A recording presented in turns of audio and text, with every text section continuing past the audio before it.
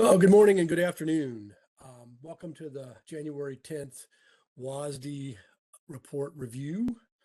My name is Greg Horstmeyer. I'm editor-in-chief at DTN, and I'll be your moderator today. With me is our DTN lead analyst, Rhett Montgomery, who will be going over the WASDE numbers and the grain stocks numbers and wheat plantings that we saw today. Give his opinion on those. I want to remind everybody that, as always, this webinar is in listen-only mode, but you can ask questions at any time. To do that, click on the Q&A panel that's over in the bottom right of your screen, and that should open up a box that you can then type questions in. Please do that anytime during the webinar when they come to you. We will hold those questions till the end, and then Rhett will have some time to go through those. This event is being recorded, and a rebroadcast link to hear it will be on the dtn.com website within 2 business days. It's found in that same area where you registered for this particular webinar. So watch for that early next week. With that, I think we're ready to go. Rhett, welcome to you and to the audience. A little bit of bullish news today and maybe a few surprises. Tell us what you saw. Thank you, Greg. Welcome everybody. Good morning, good afternoon. Thank you for joining us. So as Greg said, a little bullish twist to the reports today, maybe a few surprises for traders as well. So 3 major reports today as well. So in the form of the WASDE grain stocks and wheat seedings reports. So we'll jump right in, a lot of numbers to churn through. So beginning with corn, start by looking at the U.S. balance sheet for corn. As you can see, several changes made by the government this time around, most notably a sizable cut of 3.8 bushels per acre in the national average yield. So back underneath 180 bushels per acre. Still a record yield, I should mention, just slightly above last year's figure at 177.3 to still edge out for a record. But overall, that brought net production down to just under 15 billion bushels again.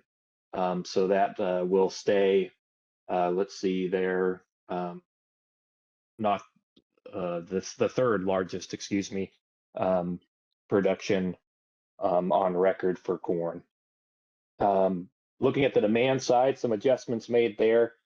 Basically, whenever you see the USDA make a sizable cut in supply like this, can usually safely assume they're going to assume some demand destruction as a result of that as well, whether that's just due to lesser supply in general or a higher price through the first quarter. But as you can see, feed and residual was the largest cut, with a cut of 50 million bushels.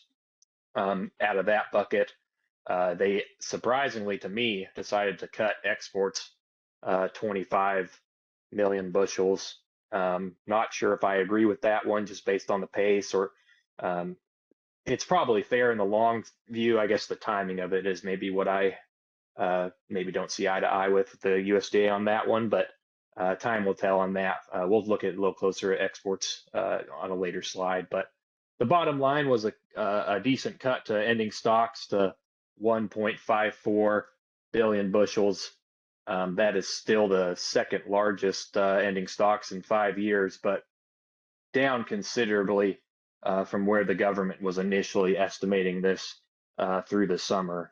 So that dryness in the late summer really took the top end out of yields, obviously, and is going to leave us with less corn on hand.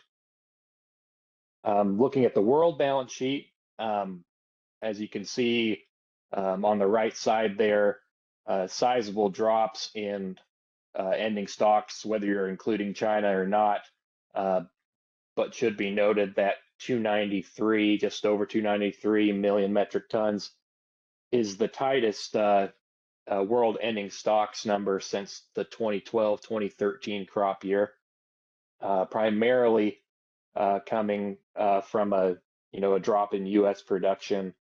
There was some offsetting production slightly, but overall less in the world. They did increase China production, was a big chunk of what would offset the U.S. on the world production scheme. But notably, they left South America alone. I know that's going to frustrate some traders due to the dry weather we've been seeing in Argentina over the past few weeks. That's looks to continue over the next week at least.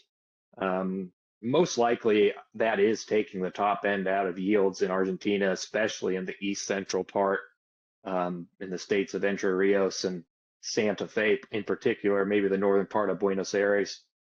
Probably looking, where the earliest planted corn is in Argentina.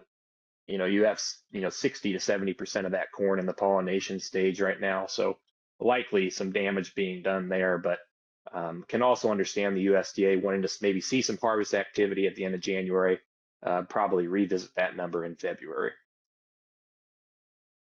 As mentioned, world corn ending stocks excluding China, just under 3.5 billion bushels of global ending stocks predicted for the ending of 2024-25. As mentioned, that is the least since 2012, 2013, or 12 years. So a pretty supportive scenario on the world stage for corn, especially with demand rising as well. The U.S. in very good position, as mentioned, with their export program to capitalize on that. Jumping over to the grain stocks report, December 1 grain stocks were reported by the USDA at just over 12 billion bushels, 12.074 billion bushels. It did come in slightly less than traders on average were expecting. It was down less than 1% from last year. First quarter demand was at 4.58 billion bushels. That was up less than 1% from a year ago and the second largest on record. Obviously, I will need to chew through the numbers a little bit and see where the exact changes were made. But this is one thing that I find, pretty interesting and maybe disagree with a little bit, and found surprising that basically, as mentioned earlier, as the USDA tightened beginning supplies, they essentially didn't cut December 1 stocks by an equal percentage. And essentially that ate into implied demand, which going into this report was predicted to be a record and by a decent amount as well. So I'm a little skeptical, just given the ethanol pace, given the export pace. I'm wondering if the bite is obviously coming from feed usage, which I understand with less cattle on feed due to the Mexican import restrictions. Maybe took the top end out of that through December, but found it interesting. Still very strong overall, as you can see, the second largest on record. But perhaps this gives us a clue down the road that demand's been very strong. If it continues, obviously the ending stocks will be in the headlights of further cuts. Taking a look at corn basis levels. The DTN National Corn Index, this is yesterday's data, by the way, so this would be quite a bit higher after the moves today, probably closer to 440-ish, but it was averaging 27 cents below March futures. As you can see, through the red line through the fall, very steady increase in national corn basis. Should have been the first clue that the USDA was probably overestimating the supply of grain, or underestimating the demand, probably a bit of both. But as can be seen, basis really flattened out through December. Ethanol, which we'll talk about momentarily, I think played a part in that. Basically, I think due to the lack of spreads in the market as well, I think you're seeing commercials dump corn on the market sooner than they did last year when there was a little more carry in the market, carry incentive for commercials, elevators. So that, surprisingly has our basis just a tick below last year for this time, which is interesting considering where we are, about 500 million bushels less on carry out as compared to this time last year, but yet an even basis. So We will see how this shakes out down the road. Obviously, I still am bullish on grain demand, but we'll also have to see if there is no carry, then JFM time period could continue to see a slip in basis if these elevators, as mentioned, continue to unload corn on the market, unwilling to take the risk of carrying it out past the late spring or early summer. Closer look at corn exports. As can be seen, as of January 2nd, this actually came out this morning as well. Total corn commitments totaled just over 1.5 billion bushels. That was comprised of 654 million bushels in shipments thus far, and 891, million bushels of sales. This is still running 30% above last year. With this morning's cut in the export expectations from the USDA, now they are expecting 7% increase in exports year over year. So as you can see, still a healthy gap between how the book is running and what the USDA is expecting. So that is why I was a little surprised to see them cut corn exports. I understand the stronger U.S. dollar is playing a role in that sentiment, but especially with maybe some issues in Argentina, I found the timing of it. I'm kind of skeptical of it, to say the least. But time will tell. They're obviously nervous about Brazil's potential of dominating that business once their crop becomes available in May, June. So we will see. Ethanol margins are an interesting topic right now. Looking at this chart, as you can see, this is as of yesterday as well. My chart was showing roughly for a 4-state average, which includes Eastern Corn Belt in Iowa, Nebraska. I think I have Minnesota in there as well.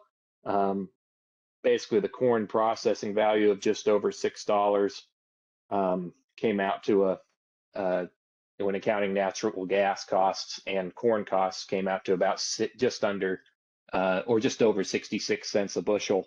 I know this is slipped negative in some Iowa plants where the cost of natural gas is more expensive right now, and also the cost of ethanol is less expensive as well. So that's eating into the margin a bit there. It'll be interesting to watch this, especially as corn continues its rally. But also, I've circled there the spike in natural gas costs due to this winter week we're having. If that cold weather continues through January and February, you can expect to see a spike in natural gas costs, just will further eat into those margins. Despite this, ethanol production remains strong through December. It's up 3.6% on the year, which is really impressive considering these margins were slipping through most of the late fall. Jumping into beans, beginning on the U.S. balance sheet, another cut in the yield, which was expected. It was a slightly larger cut in yield than most traders expected, but bottom line is brought production down to 4.33 or 4.366 billion bushels. That dropped production from the second to the fourth largest on record. So pretty meaningful cut from the government there. They left demand pretty much alone. They gave us one hiccup on residual usage, which is interesting, but overall flat on the demand side, which is construed as bullish, I believe. There was some talks that maybe they would cut export demand ahead of South America, and considering they left the South American crops alone, pretty bullish for now that they left U.S. Demand alone.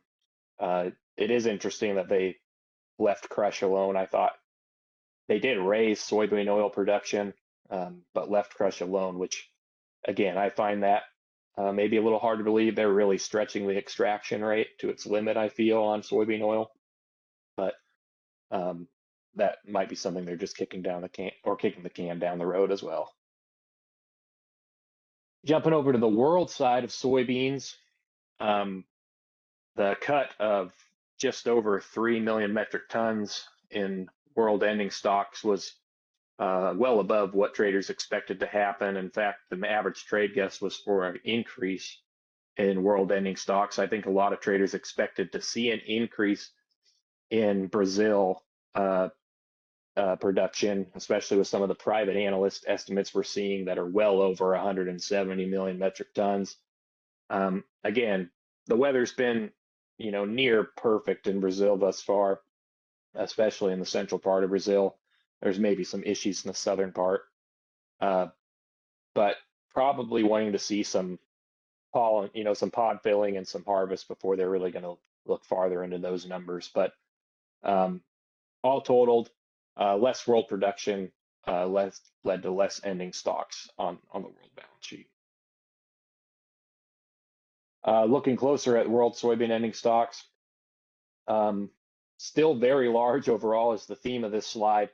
If you look at it not including China, which owns a huge chunk of world stocks, they did trim that number slightly to 45.96 million metric tons, but as you can see, without China, still the second largest on record for ending stocks.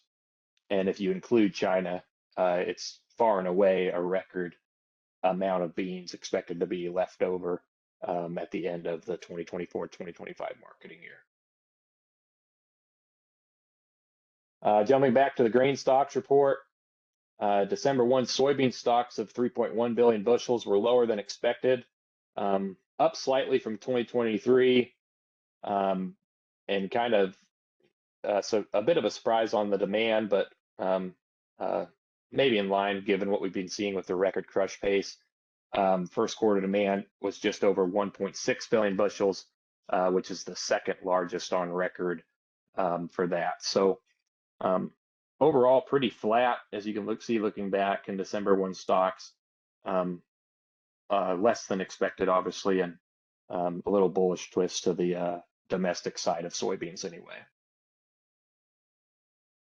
Looking at soybean basis, again, this national soybean index at 937, light of what is today with today's jump up in price after the report, obviously, but we're running about 57 below the March board on basis, roughly directly in the middle of the 10-year range, as can be seen, slightly below last year, which again, interesting considering the demand that the USDA just published for the first quarter. But as you can see, through most of that first quarter, we were trending much higher on basis. We've just recently fell beneath, which I think has a lot to do with exporters not being quite as aggressive, a little nervous about Brazil coming to the market here in just a couple months.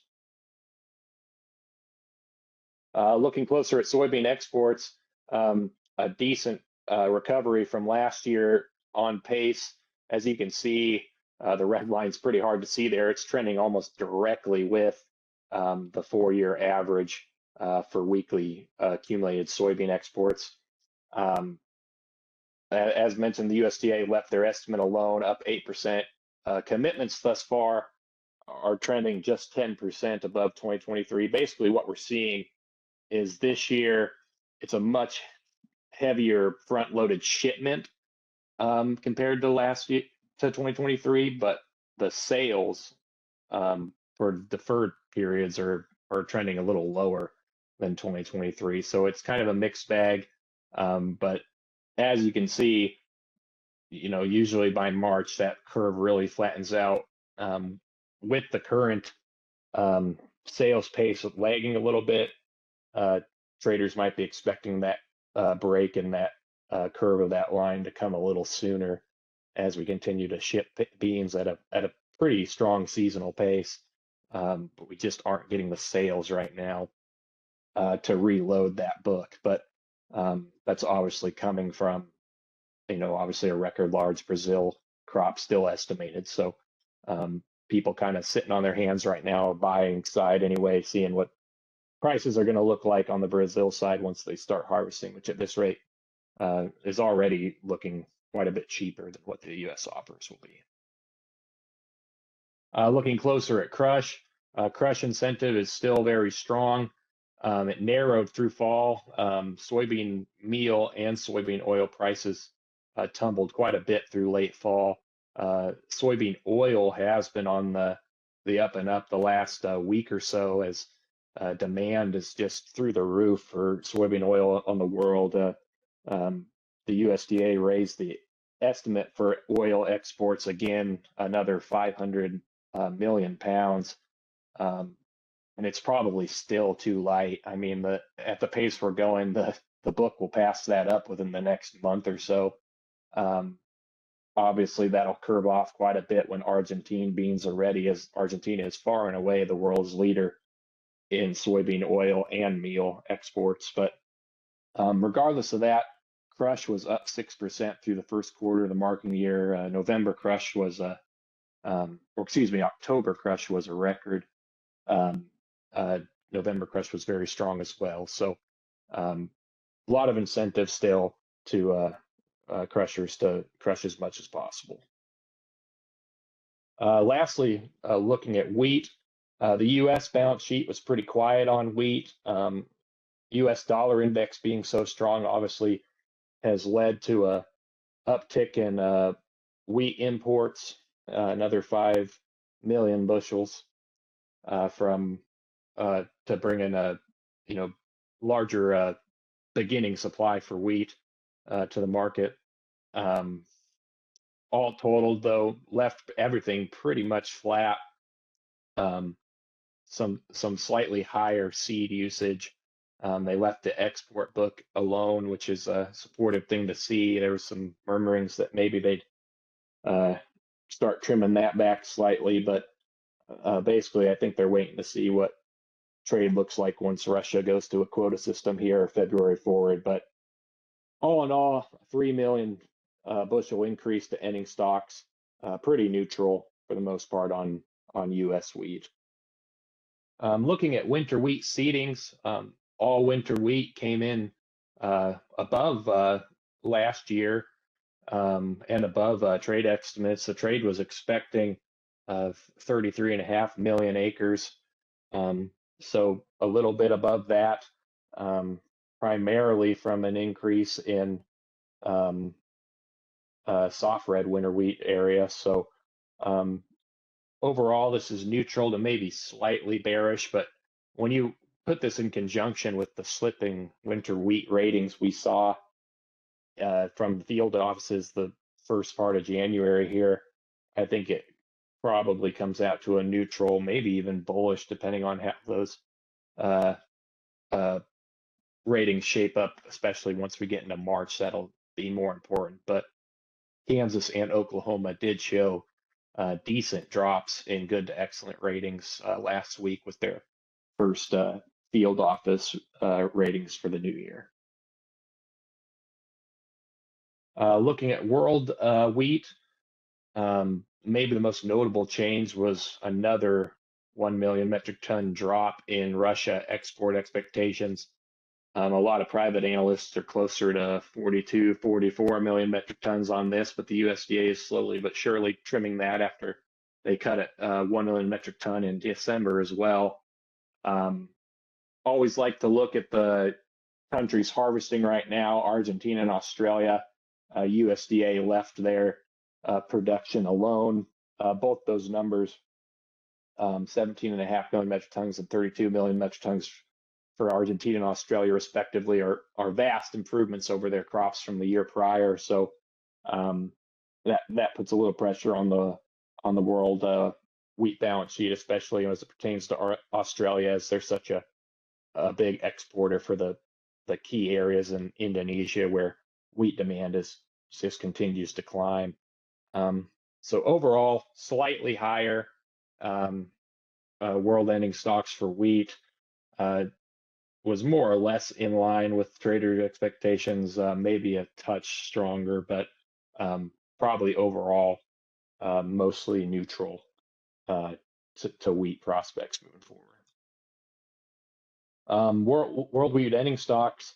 I always go back and forth whether to even include this chart. It is interesting that, you know, ending stocks excluding China at 4.62 billion bushels are the lowest in about 17 years.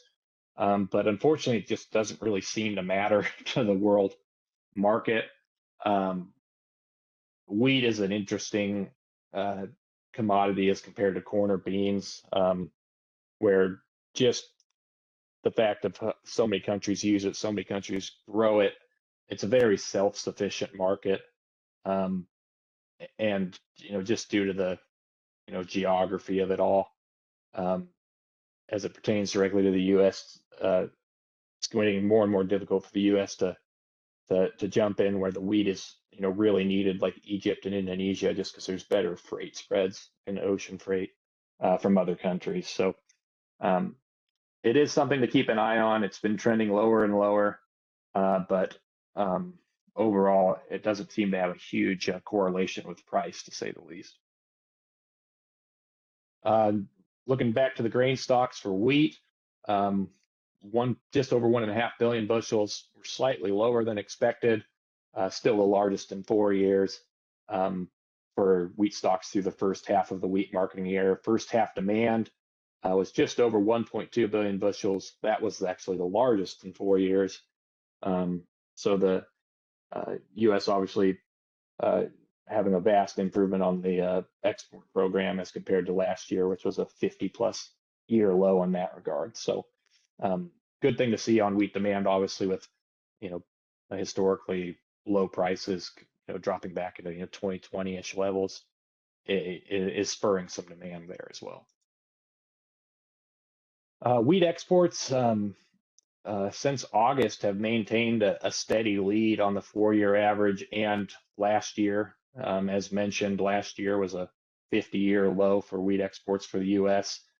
Commitments right now running about 11% above 2023. Shipments, kind of the same situation as beans.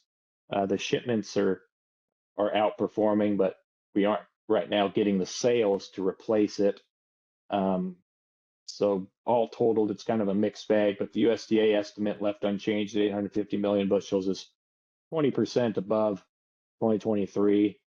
Shipments would argue that that's probably a fair, if maybe not a little light estimate, but if we can't start replacing sales down the stretch here, probably going to fall under that black line eventually and finish somewhere in the 700 or 750, 800 million bushels seems like a fair target given the pace we're at today. But again, that can always change, especially with Russia having their issues with stocks.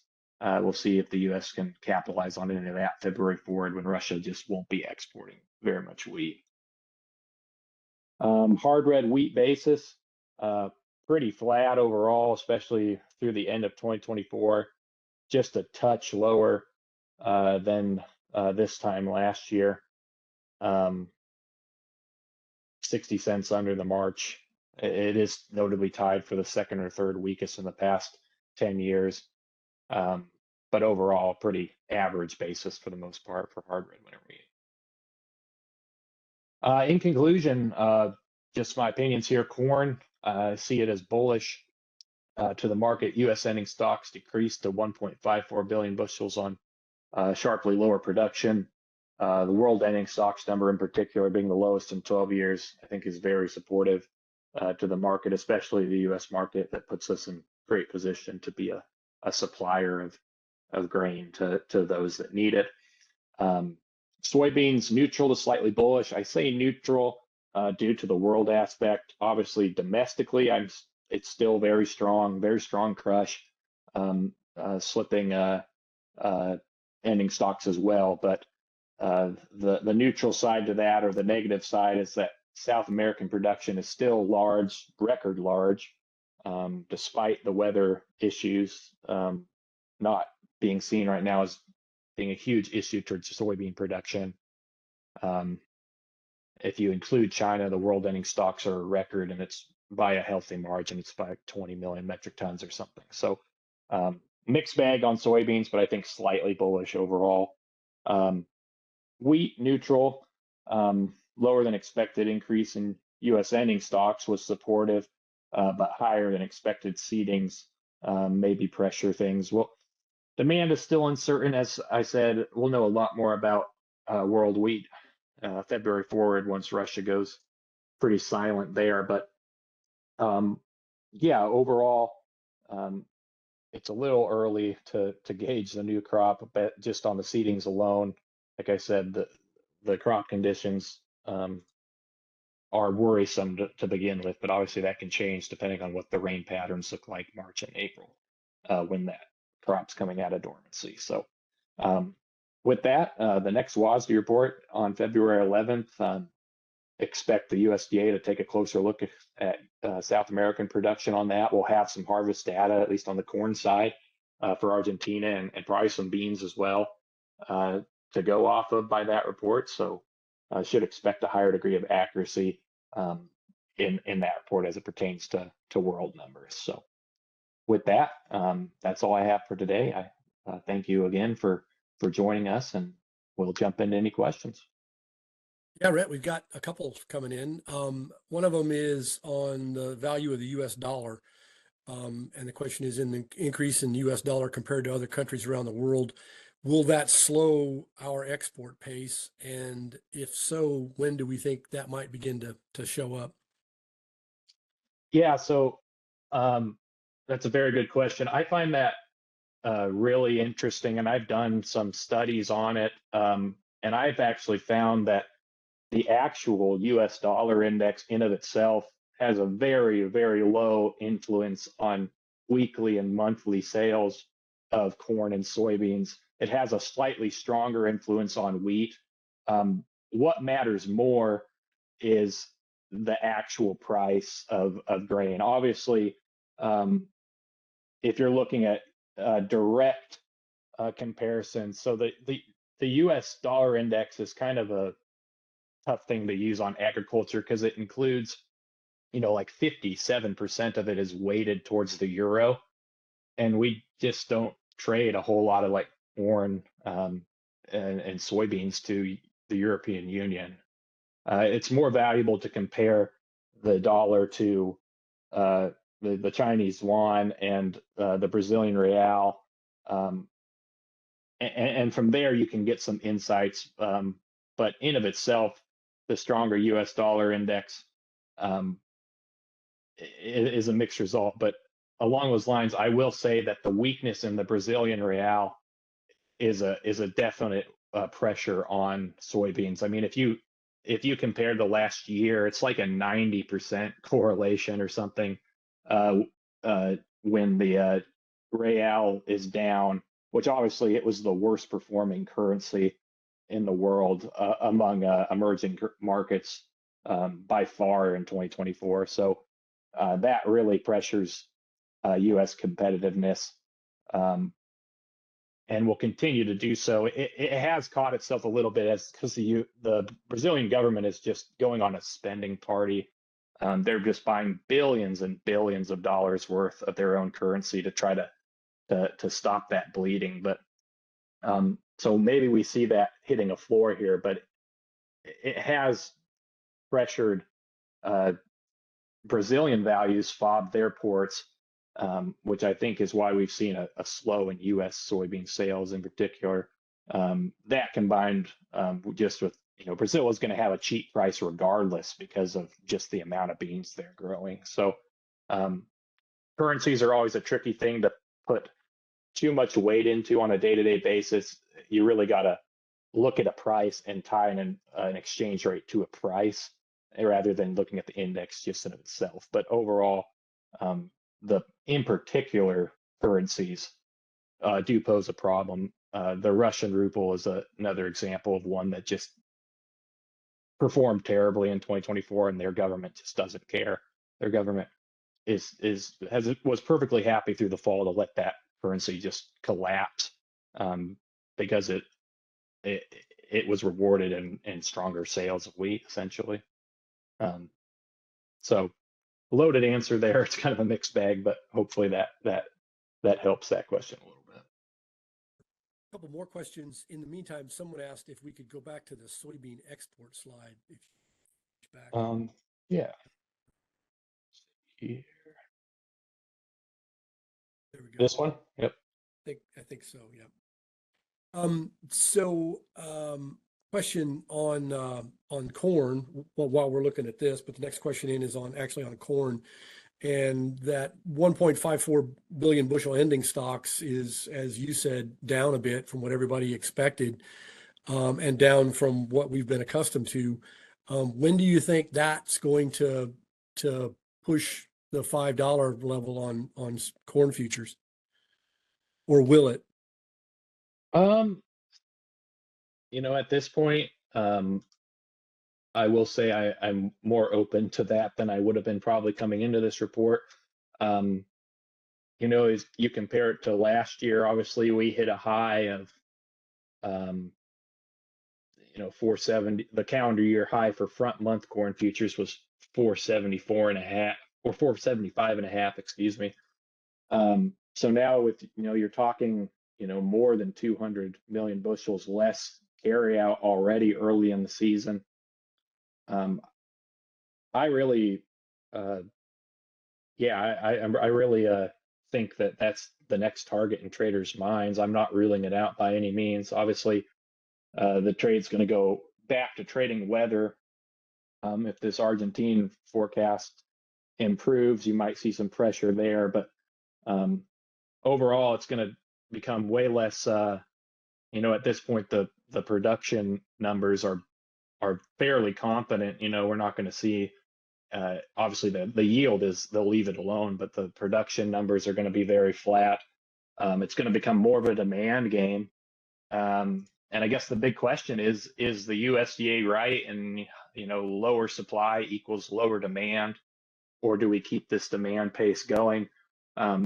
As it sits, it's still a record demand estimate from the USDA, which is a good thing to see, but they did trim it a little bit, which is an early maybe warning sign. So overall, I would say though, I'm still bullish corn. I think $5 is a reasonable target, just given where we were last year to this year.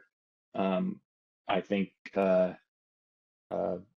we'll also need to see what the U.S. administration does, because right now our strong export book is hinged very strongly on what Mexico is doing, and if we put a 25% tariff on them and they retaliate against corn and decide to source their corn from Brazil, maybe we start really taking demand out of the equation that way.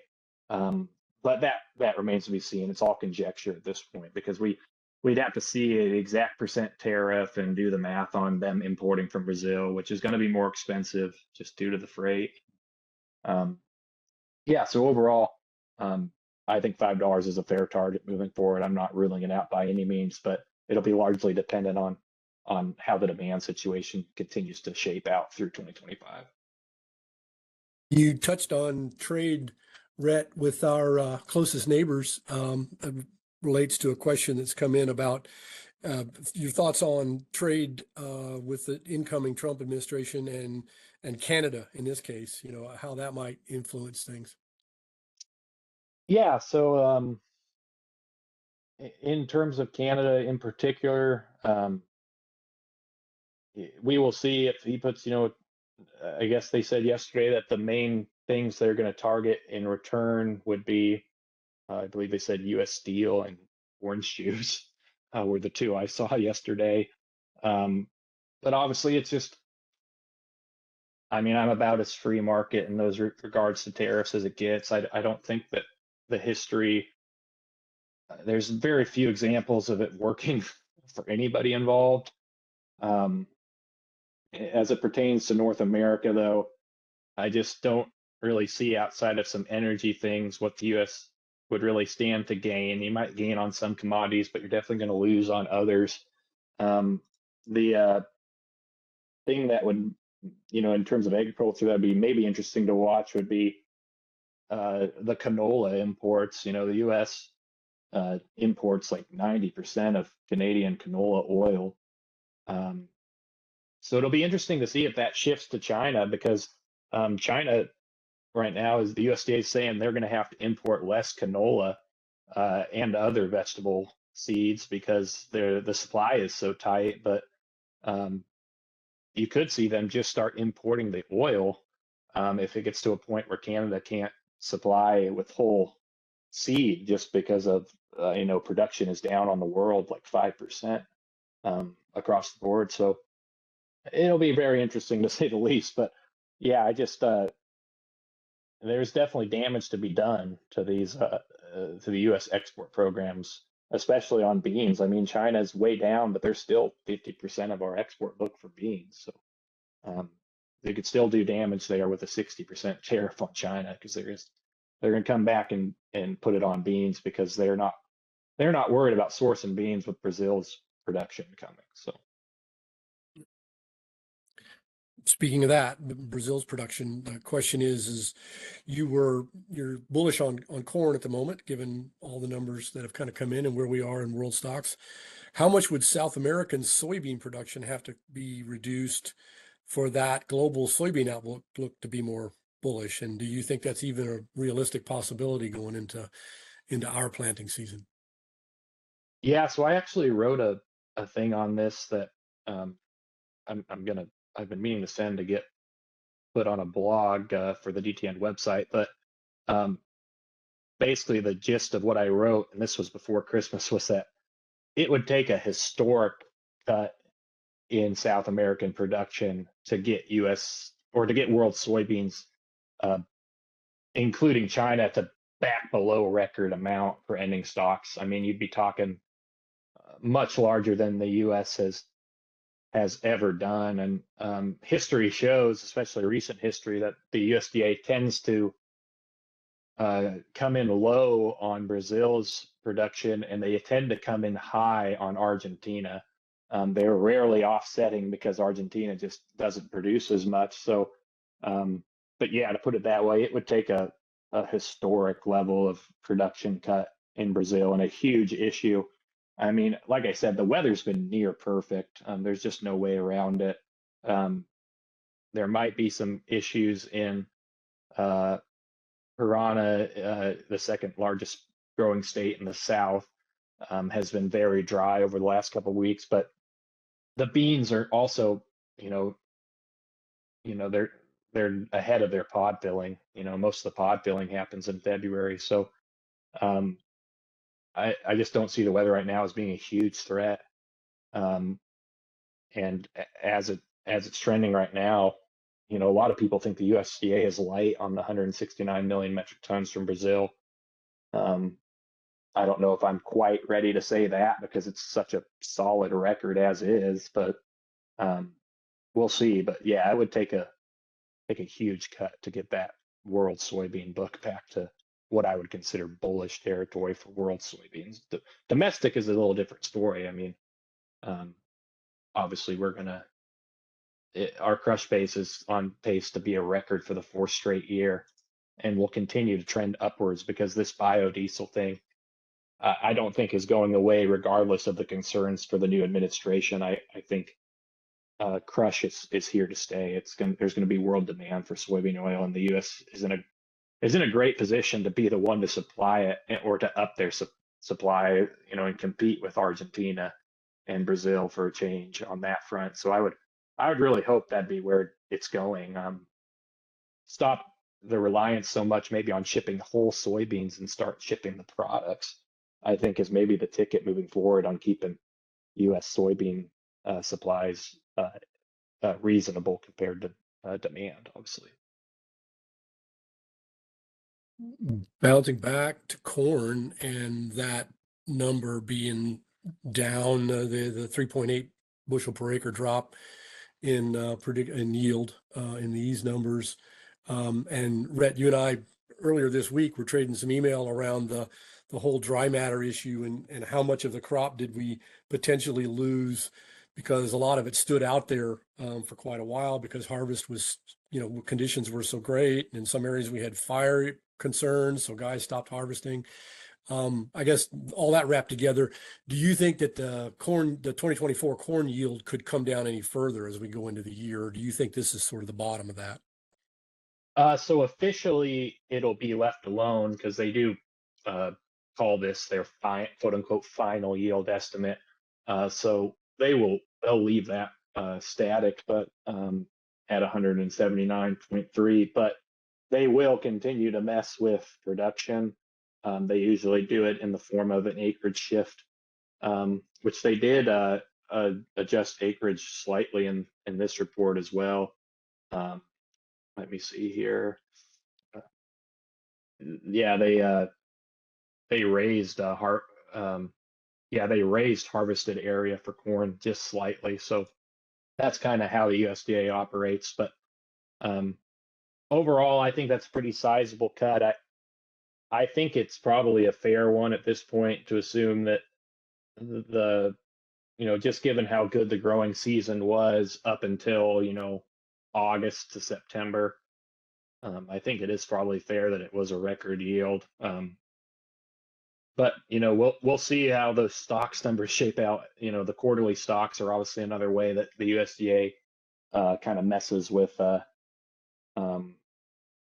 supply and demand and the supply side in general. When they feel like they missed on the yield, they'll just dump it and feed in residual or something like that. So all in all, back to the original first question, I'm still bullish on the ending stocks of corn, just given where we are in the demand picture. A slight cut might play a small part in that, but I think the demand is the more important thing to focus on moving forward, and how much of demand is destroyed if we do start rallying corn up above $5, especially in conjunction with wheat, because I am hearing murmurings that we're going to see more wheat feedings potentially down the curve as well, just with how that ratio is shaping out. So something to keep an eye on. But yeah, to answer the original question, I think we've probably seen the biggest cuts coming out of corn production already. It's probably going to turn into more of a demand thing. Interesting, Bob. Yeah, and as has often been said, nothing cures high prices like high prices, right? In terms of $5, maybe curbing demand a little bit. Interesting. Got a lot of comments in here around the border issues and from some of our Canadian friends that are saying that tariffs would probably be matched with tariffs. So surely there's that on the horizon if that happens. And we'll continue to watch that. We've got a few minutes left. If anybody has any last questions, we've touched on quite a few areas of the marketplace. I'm just paging back through here to make sure I didn't miss one, Rhett, but I think we've got most of them unless one pops in. If not, really want to thank everybody for participating today. This is obviously a big report, great bunch of questions coming in here at the end, and appreciate the thoughts and the comments. It's one of the reasons we do these, is to try to generate that conversation and see what is on your minds as much as what our take is on things. So I want to thank everybody for joining us today. I want to remind you that this has been recorded, and that rebroadcast link will be up on the dtn.com website. So probably by Tuesday of next week, you should be able to find that if you want to review this, or have one of your colleagues or someone else in the operation take a look at it and listen to it. We'd love for you to do that. Rhett's email was there on the last slide at the end there. And if you have any other questions, feel free to send us notes. Yeah, Rhett, pull that up and send a note to us. As Rhett said, our next WASDE webinar is February 11th. That's a Tuesday. Just to note that Rhett and I will be doing that webinar from Louisville, Kentucky, just ahead of the National Farm Machinery Show. So we'll be down there in Louisville the week for that machinery show. Rhett and DTN's ag meteorologist John Baranek will be doing some daily long-term markets and weather outlooks live there at the show. So if you're in that area, or you have a thought about coming to Louisville during the week of Valentine's Day, bring your Valentine with you and come down and see us. We'll have Wednesday, Thursday, and Friday, and we'll have some times on that coming out on the various DTN platforms We'll get some emails out about those as well. But that's a great show. It's one of the first live shows that we have of the year, and we really always enjoy it. It'd be the first time for Rhett to get a chance to do that show. But it's always a great one because people come and they come early and they linger, and we get a real good chance to visit with section of you and kind of hear what's on your mind and get some great questions and talk not just about markets, but about lots of things. I really enjoy that show from the standpoint of being able to get together with people. So if you've got time, please come to Louisville and join us. We'd love to get a chance to catch up with you. Those sessions will be in the South Wing in room C104. And again, watch for the times on those. Thanks for participating today. A lot of you, including myself, and Rhett, are getting blanketed in ice and snow. So please be careful out there. Keep the livestock fed. Keep the diesels plugged in, and be careful out there as you're trudging around. Have a great weekend, and we'll talk to you in February. Thanks so much.